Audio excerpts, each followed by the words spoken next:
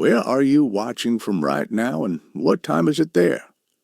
Because in Mexico, there was a man whose name made people lock their doors at night and force governments to launch billion-dollar manhunts. Joaquín El Chapo Guzmán, the most notorious cartel boss in modern history. He built a billion-dollar empire, dug secret tunnels under borders, and escaped from prison like a ghost. But how did a poor farm boy from Sinaloa rise to become the most feared drug lord in the world? Today, we're diving into the true story of El Chapo Guzmán, and trust me, you've never heard it told like this before. Joaquín Archibaldo Guzmán Loera, the world would one day call him El Chapo, the shorty. But long before the headlines, the manhunts, and the billion-dollar empire, his story began in one of the poorest corners of Mexico. La Tuna, a small rural village in the state of Sinaloa, was nothing more than a scattering of wooden shacks and dirt roads hidden in the Sierra Madre Mountains. For outsiders, it looked like the middle of nowhere. For young Joaquín, this was home. The air was heavy with dust.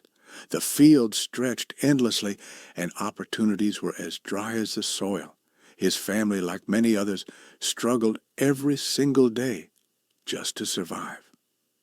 His father, Emilio, was a farmer, but in reality, the man was a drinker more than a provider. Alcohol consumed most of his earnings, and when the bottles were empty, the family cupboards often were too. His mother, Maria Consuelo, fought to keep the children alive, feeding them beans, corn, and whatever scraps the land gave.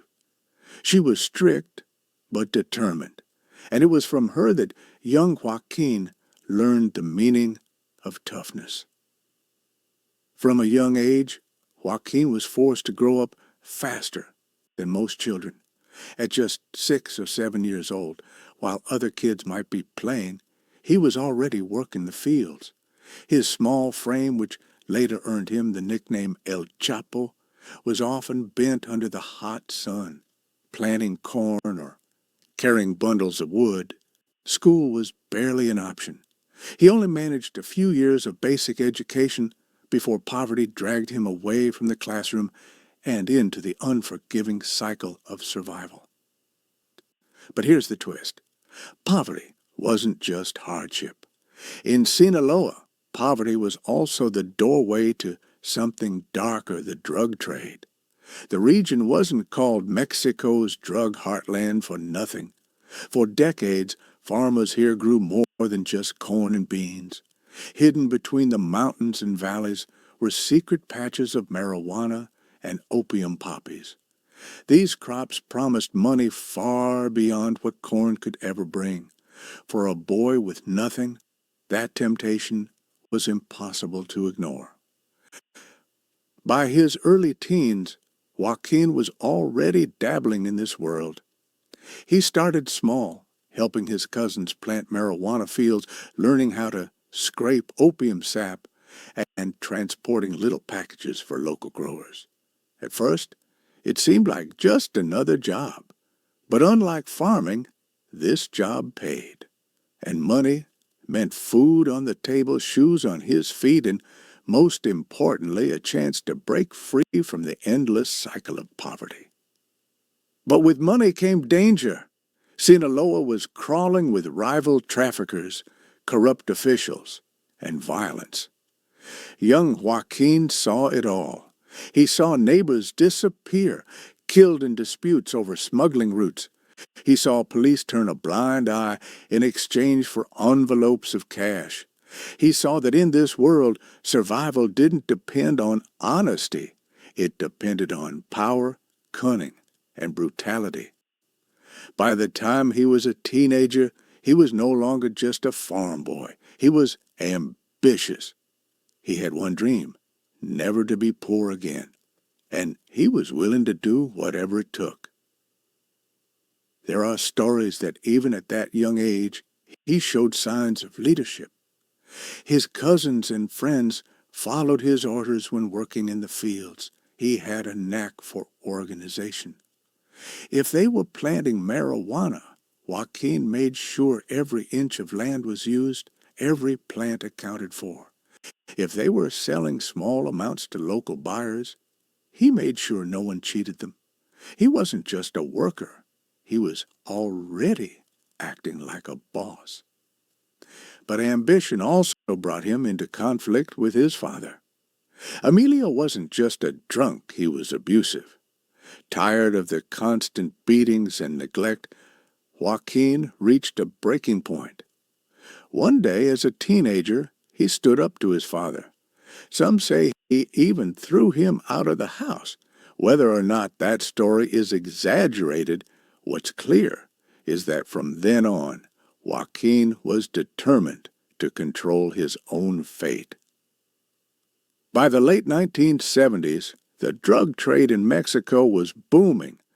Marijuana and heroin were flowing into the United States in massive quantities, and traffickers were getting rich. Sinaloa was at the center of it all. Guzmán, now in his late teens, wanted in on a bigger scale. He left La Tuna behind, moving into the wider world of organized crime. And this is where his true education began. Guzmán connected with relatives already working in smuggling networks. He started transporting shipments, coordinating deliveries, and making a name for himself as someone reliable. He wasn't flashy. He wasn't violent for the sake of violence. But he was smart.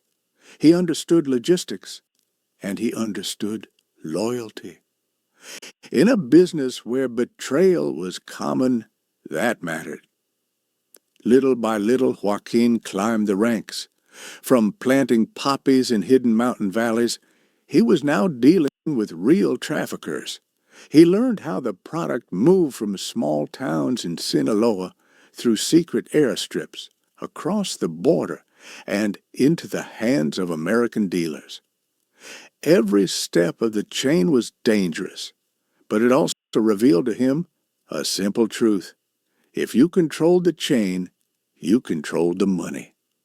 By the early 1980s, he caught the attention of one of the biggest names in Mexico's drug world, Miguel Ángel Felix Gallardo, the founder of the Guadalajara cartel.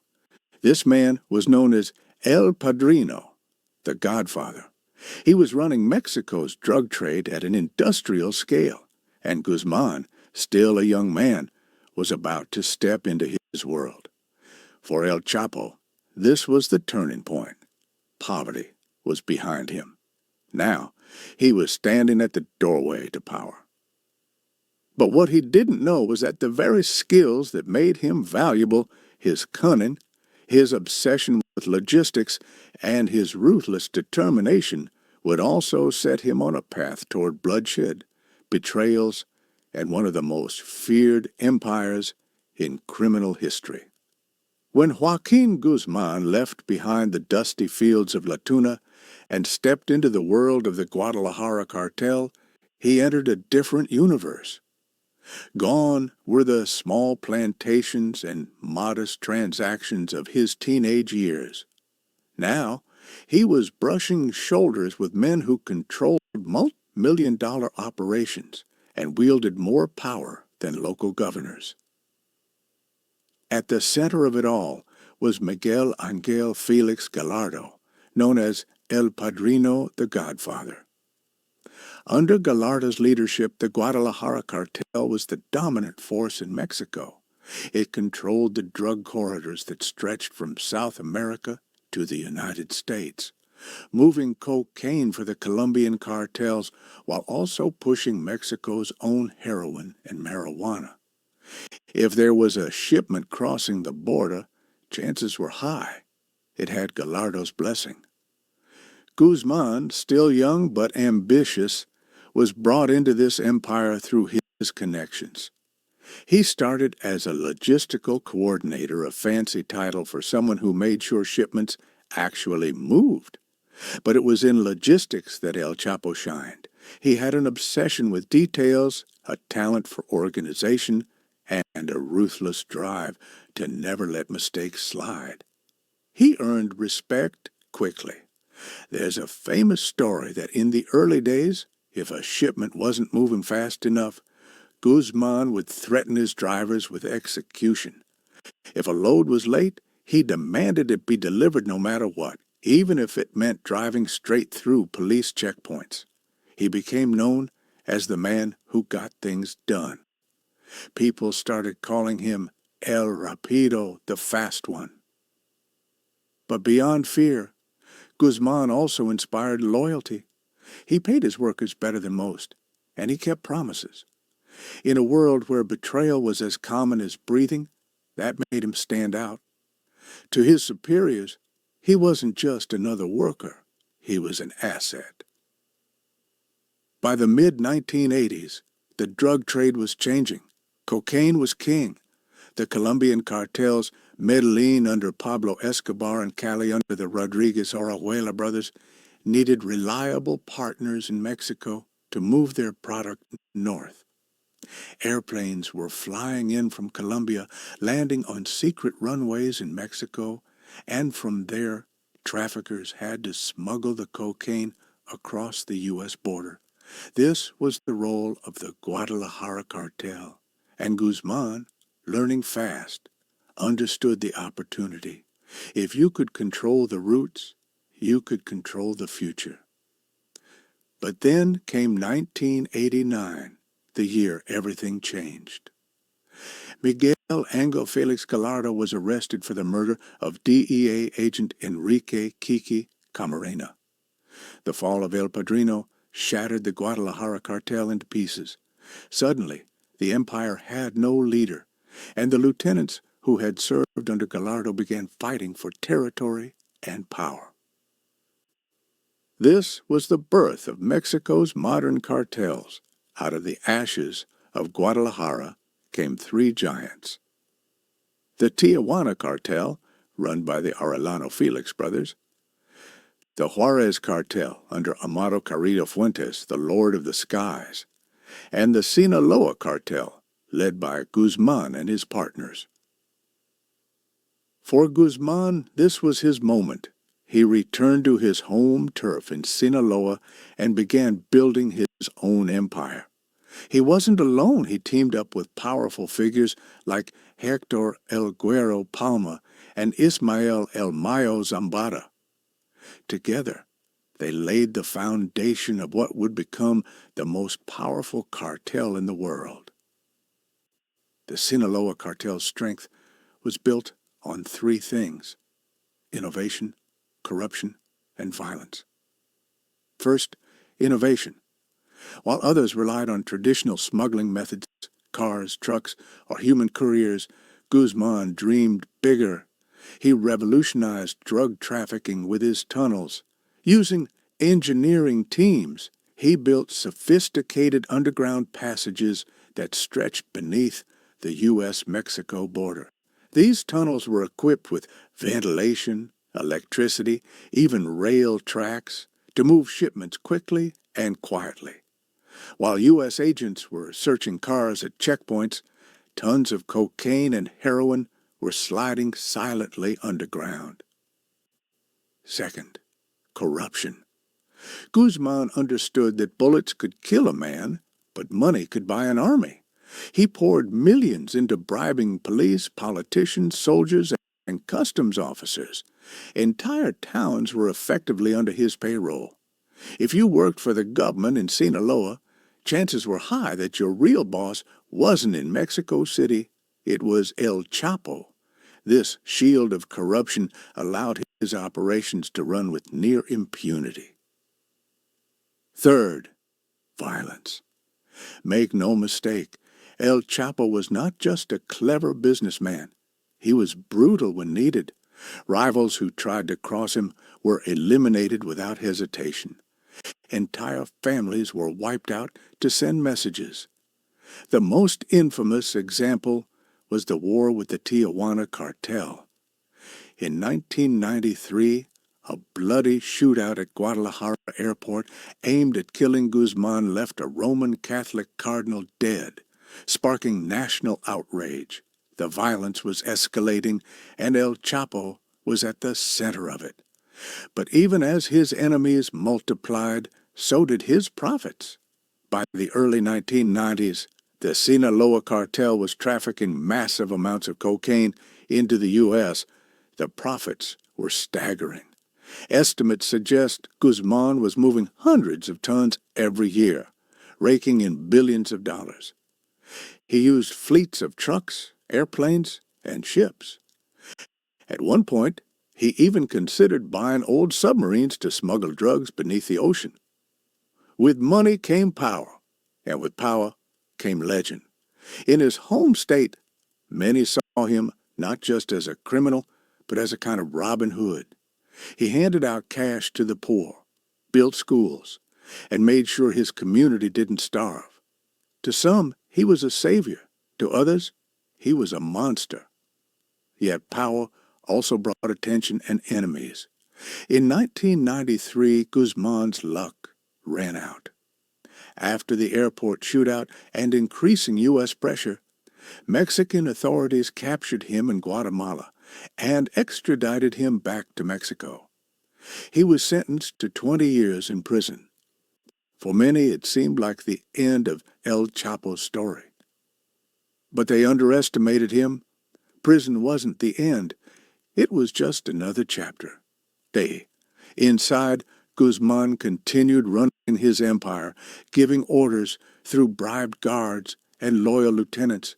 His cartel didn't collapse, it grew.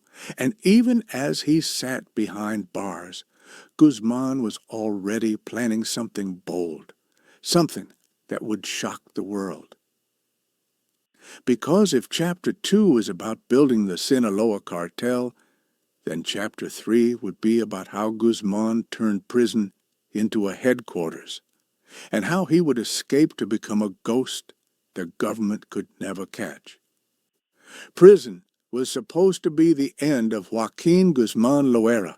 In 1993, when he was captured in Guatemala and extradited to Mexico, the government celebrated. The most dangerous trafficker in the country was finally behind bars. But for Guzmán, prison walls were not a defeat. They were just another obstacle. From the moment he entered Puente Grande, a maximum security prison in Jalisco, he began bending the system to his will. Guards who were sworn to watch him became his allies after thick envelopes of cash changed hands. Prison officials looked the other way as Guzmán built networks inside. He paid for luxuries, controlled smuggling routes, and ran his empire from a cell as if it were just another office. The truth was simple. El Chapo had money, and money in Mexico could buy almost anything. While the government believed they had silenced him, the Sinaloa cartel was expanding like never before. Under the leadership of his trusted partners, Ismael El Mayo Zambada and Hector El Güero Palma, shipments flowed across the border with little resistance. Cocaine, heroin, and methamphetamine flooded U.S. cities, and profits soared into the billions. But El Chapo wasn't satisfied with remote control. He wanted freedom. In 2001, after nearly 8 years behind bars, he executed one of the most legendary prison escapes in history. Hidden inside a laundry cart, smuggled out with the help of bribed guards, Guzmán rolled right past the prison gates and disappeared into the night. The news shocked Mexico and humiliated its government. How could the country's most high-profile prisoner simply vanish? Some whispered that the escape was impossible without high-level political protection. Others believed he had orchestrated the entire thing with surgical precision. Whatever the truth, one fact remained. El Chapo was free again. Back in the mountains of Sinaloa, Guzmán rebuilt his empire with even greater ambition. He expanded routes not just into the United States, but across the globe, Europe, Asia, and even Australia. His tunnels under the U.S. border became legendary, equipped with lighting, ventilation systems, and rails that carried tons of drugs in minutes. While American authorities scrambled at checkpoints, his merchandise was already moving beneath their feet. But tunnels weren't his only trick. He used semi-submersible vessels to carry cocaine under the ocean, fleets of private jets, and convoys of trucks disguised as legitimate cargo. He even recruited chemists to improve meth production, turning the cartel into a multi-product empire. The profits were unimaginable. At his peak, El Chapo's cartel was generating more than $3 billion a year. Forbes magazine even listed him among the world's most powerful men, ranking him alongside politicians and CEOs. For Guzmán, a boy who once sold oranges on the street, it was proof that he had built an empire larger than most corporations. But power always comes with blood. The Sinaloa cartel's rise brought war. Rivals like the Tijuana cartel and Juarez cartel fought desperately to protect their territories. Streets turned into battlefields and bodies piled up in cities like Ciudad Juarez, Culiacán, and Tijuana. Guzmán's men used military-grade weapons, armored vehicles, and mercenaries. Anyone who stood in his way, whether rival, cop, or civilian, risked being executed in gruesome fashion. Yet in Sinaloa itself, Guzmán was still seen by many as a kind of protector. He built roads, handed out money, and funded local projects. In poor villages, families called him a benefactor, a man who gave back more than the government ever had. Songs known as narco corridos celebrated his life, painting him as a hero of the people. For law enforcement, though, he was a ghost. Despite being one of the most wanted men in the world, Guzmán moved between ranches, mountain hideouts, and secret safe houses with ease. He used lookouts, radios, and entire communities loyal to him. When soldiers approached, villagers would warn him. When helicopters flew overhead, he slipped away through tunnels and secret exits. In 2014, however, his luck finally seemed to run out.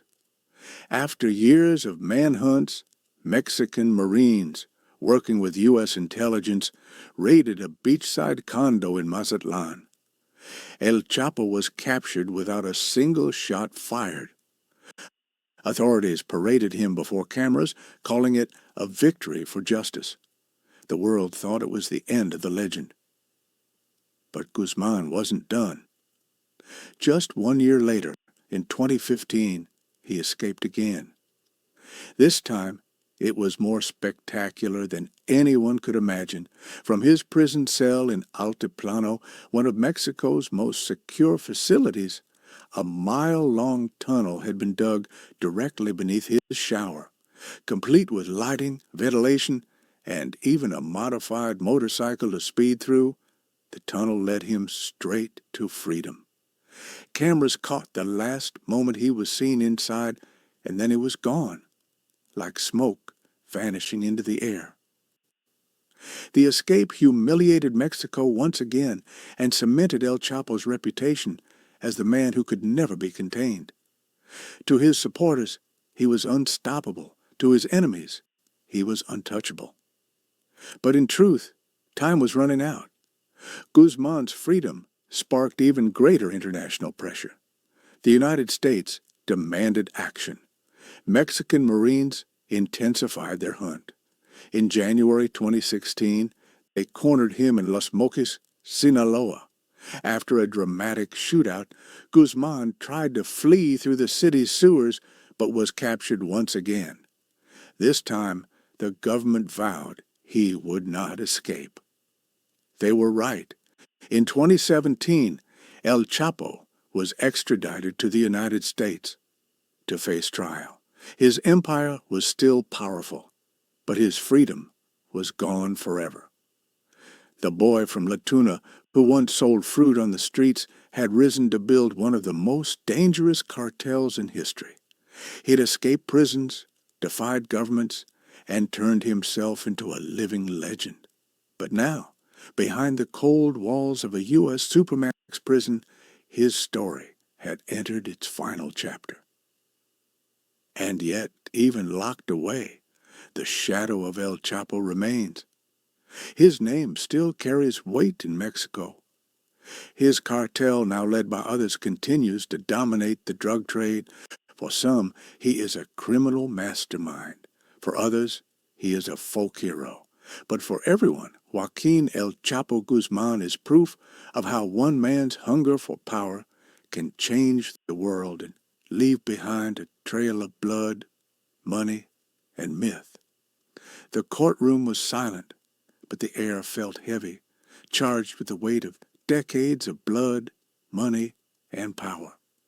Joaquín El Chapo Guzmán sat in a dark suit, smaller than many expected, his stature almost unremarkable. But his presence was undeniable.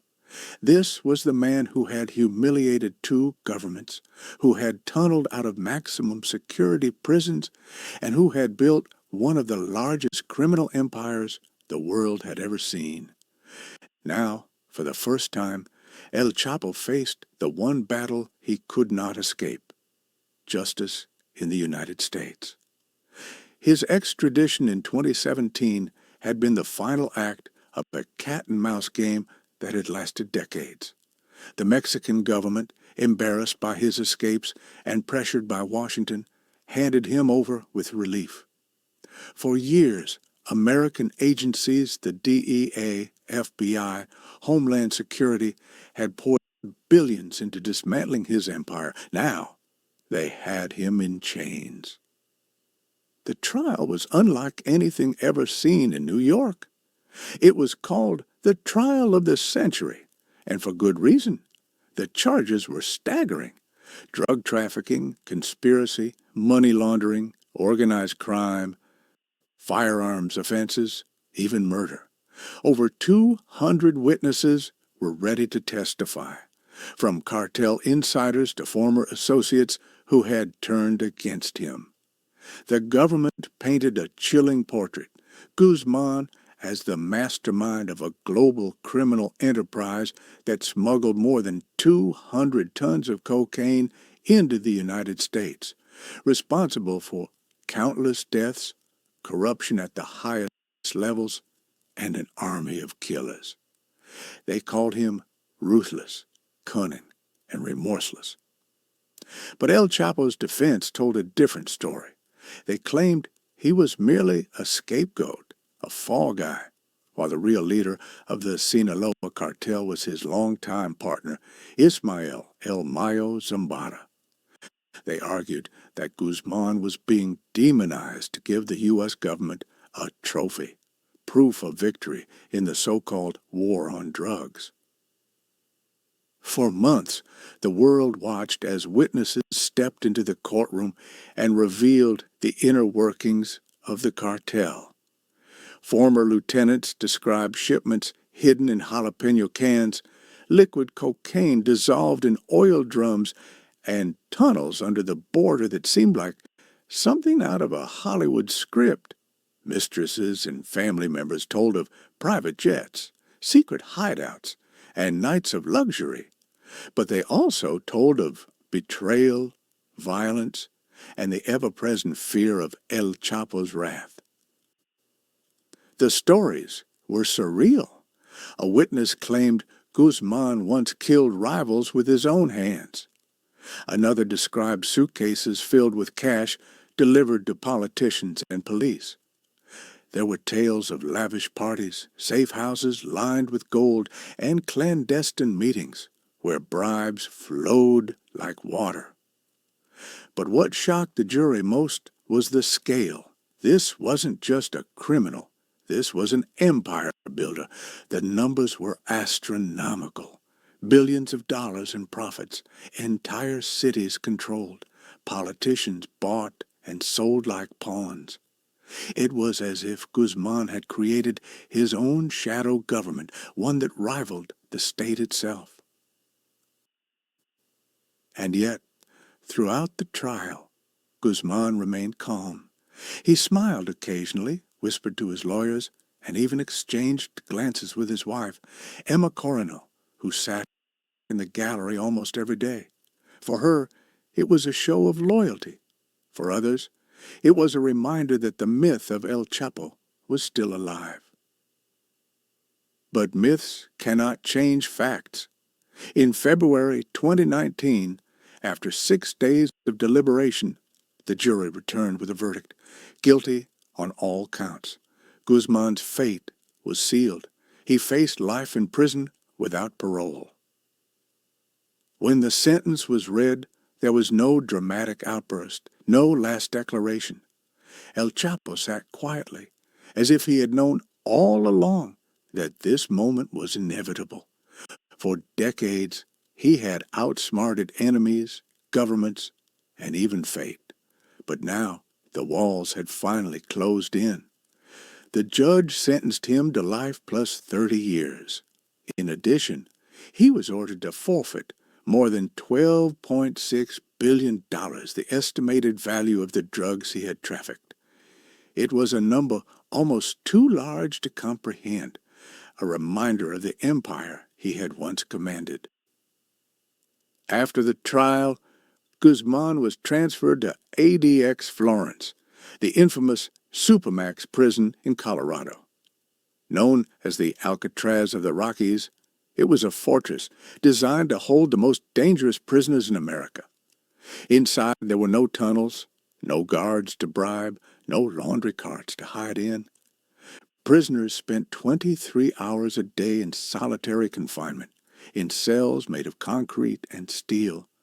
Escape was not just unlikely, it was impossible. For El Chapo, the man who had defied gravity and law for decades, it was the ultimate cage. Yet, even in silence, his legend grew. Songs were still written about him. People in Sinaloa still spoke of him with reverence. His sons, known as Los Chapitos, carried on his legacy, fighting to keep the cartel alive and thriving. The Sinaloa cartel remained one of the most powerful criminal organizations in the world, proof that cutting off the head of the snake did not end the beast. The trial raised larger questions, too. Had anything really changed? The U.S. still consumed billions of dollars worth of drugs each year. New traffickers rose to replace the old. Corruption in Mexico continued. For some, Guzmán's conviction was a symbol of justice. For others, it was a reminder that the drug war was a never-ending cycle. In his final statement before sentencing, Guzmán broke his silence. He claimed that his trial was unfair, that he had been denied a true defense, that the U.S. system had already judged him before the first witness spoke. Whether those words were genuine or just a performance, no one could know. But one thing was certain. The man who once commanded armies of smugglers, who moved billions across borders, who escaped prisons and defied nations, would now die behind bars. Still, the shadow of El Chapo lingers. His name remains a symbol of fear, of power, of defiance. He is studied by law enforcement, idolized in narco ballads, and debated by academics. Was he a criminal mastermind or a product of poverty and corruption? A folk hero or a ruthless killer? Perhaps the truth is both. Guzmán was a man of contradictions, generous and brutal, loyal and treacherous, brilliant and reckless. He was the son of a poor farmer who built a criminal empire larger than most corporations, a man who clawed his way to the top of a bloody pyramid and held on longer than almost anyone thought possible. Today, in the concrete silence of ADX Florence, he has nothing but time. Time to remember the mountains of Sinaloa, the tunnels, the escapes, the billions. Time to wonder if it was worth it. Time to consider whether the legend of El Chapo will outlive the man himself. And outside those prison walls, his story continues to echo. Every time a new tunnel is discovered, every time a shipment is intercepted, every time a song is sung in a cantina, the name lives on. Joaquín El Chapo Guzmán may be caged, but the world he helped create is still very much alive.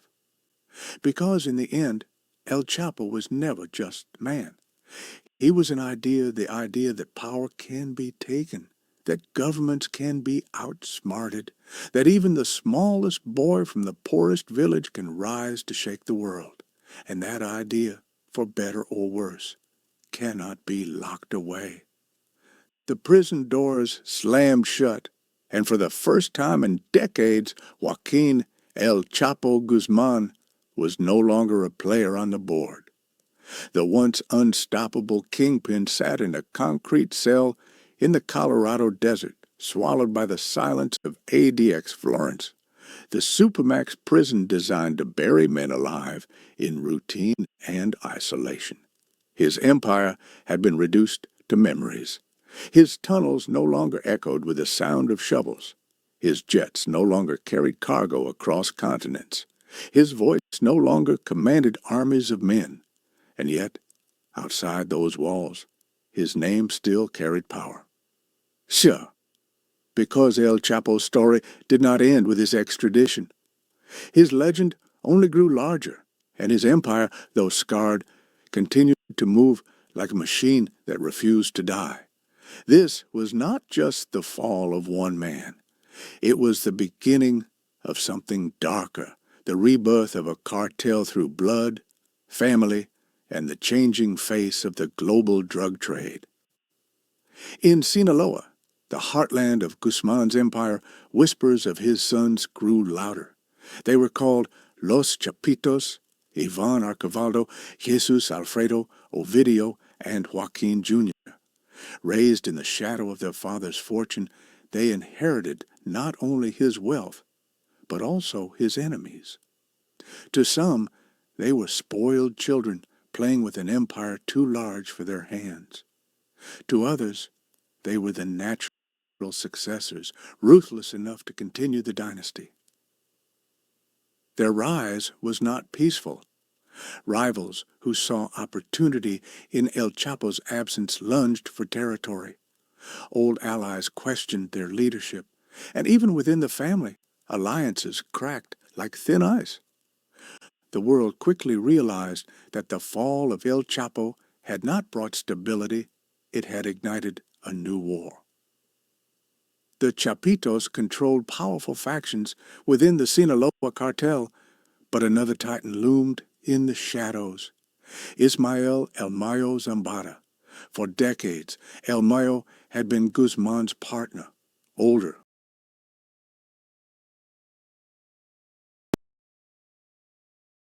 wiser, and perhaps even more cunning.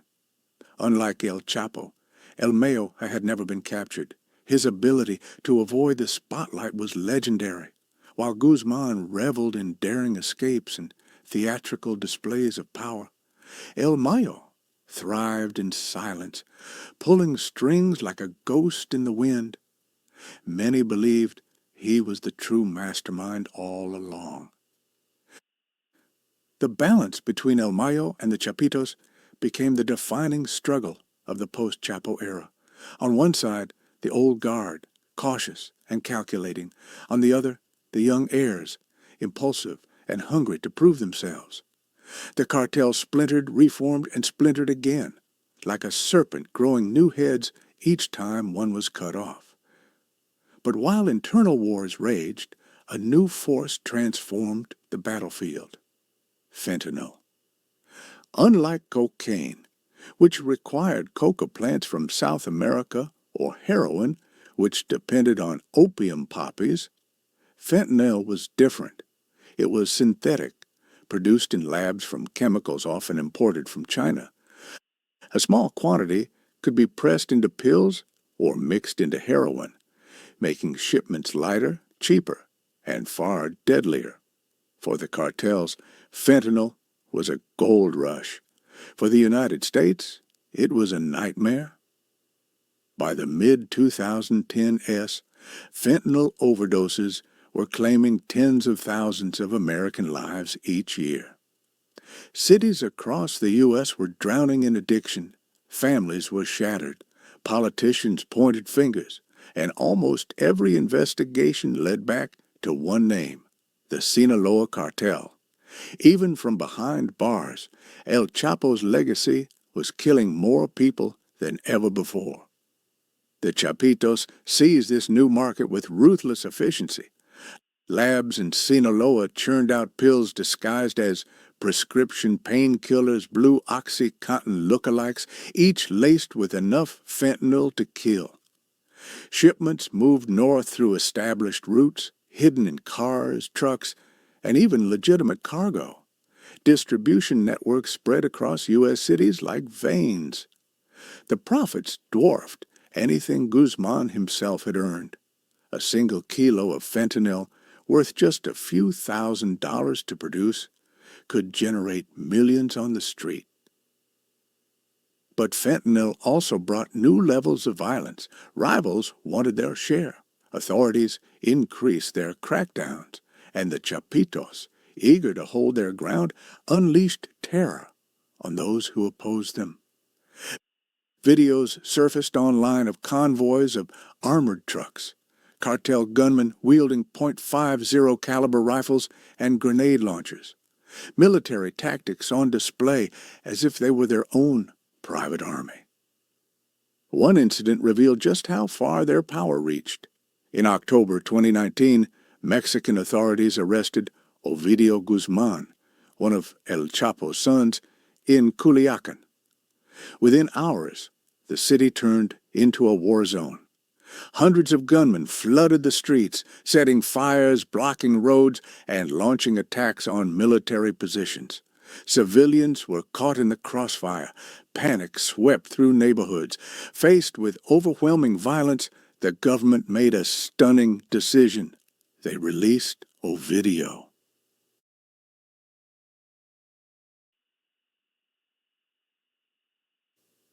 It was an embarrassment for Mexico, a sign that the state itself was powerless before the might of the cartel. But for the Chapitos, it was proof that they could still command fear, just like their father once had. El Chapo's absence, instead of weakening the cartel, had unleashed a new era of chaos.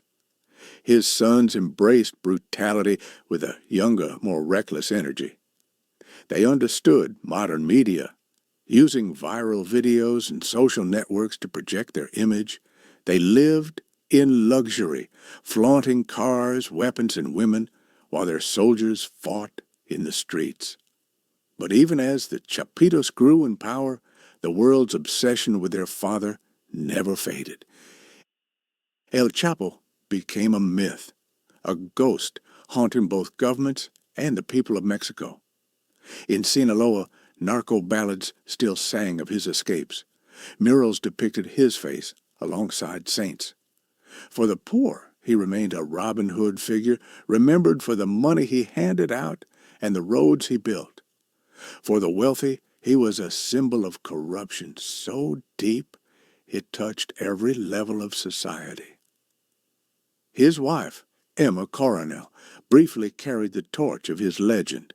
A former beauty queen, she became a public figure during the trial, capturing media attention with her glamorous outfits and unwavering loyalty. But her loyalty came at a price.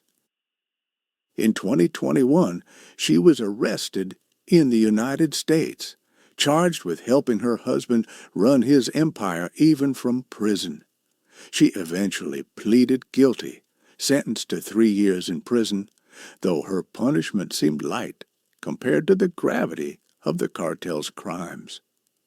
Meanwhile, El Chapo remained entombed in ADX Florence. Reports suggested his health was failing. He spent 23 hours a day in his cell, denied human contact, denied the chance to even see the mountains of Sinaloa again. For a man who had once commanded armies, the silence was unbearable. His lawyers claimed he suffered mentally, that the isolation was inhumane. But for many of his victims, it was justice long overdue. And yet, despite his cage, the world continued to ask the same question: had anything really changed? Drugs still flowed across the border. Violence still plagued Mexico. The Sinaloa cartel was still one of the most powerful criminal organizations on earth. The war on drugs, decades in the making, still looked unwinnable. For every kingpin captured, another rose. For every tunnel discovered, another was built. For every cartel splintered, new factions emerged. In some ways, El Chapo's greatest legacy was not his empire, but the system that allowed him to exist. Poverty, corruption, demand for drugs, these were the real engines of the cartel. Guzmán had simply exploited them better than anyone else, and even in his absence, those engines continued to run. His story became more than just a biography. It became a parable about power, ambition, and consequence. Hollywood adapted his life into TV series and documentaries. Books dissected his every move. University professors studied his cartel as a case of modern organized crime. To the world, El Chapo was no longer just a man. He was a symbol of everything broken in the war on drugs. But perhaps the strangest part of his legacy is the myth that still surrounds him. In the mountains of Sinaloa, people still claim he will escape again, that tunnels are still being dug beneath the prison, that someday, somehow, El Chapo will return.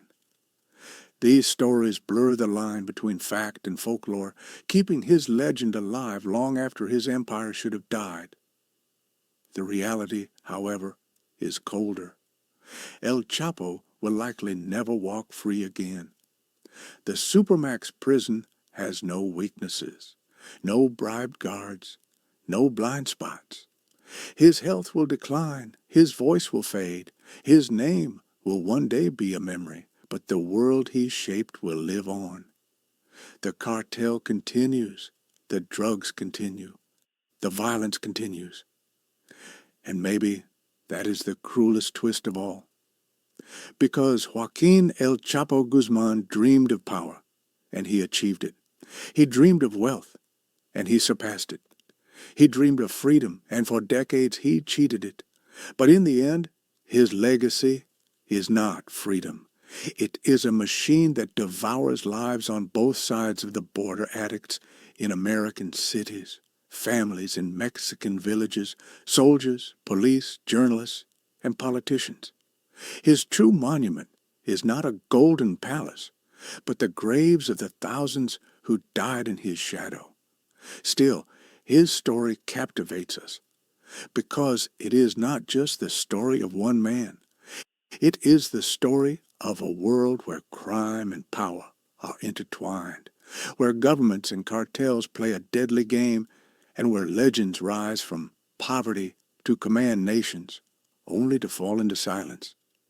El Chapo's time is over, but his ghost will linger for generations, in music, in culture, in fear, in memory, and as long as the drug trade continues, as long as poverty breeds desperation and demand fuels supply, there will always be another El Chapo waiting in the wings.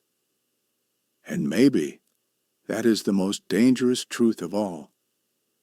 The story of Joaquín El Chapo Guzmán is more than the tale of one man. It is a mirror held up to the world, reflecting greed, power, poverty, corruption, and the insatiable hunger for control.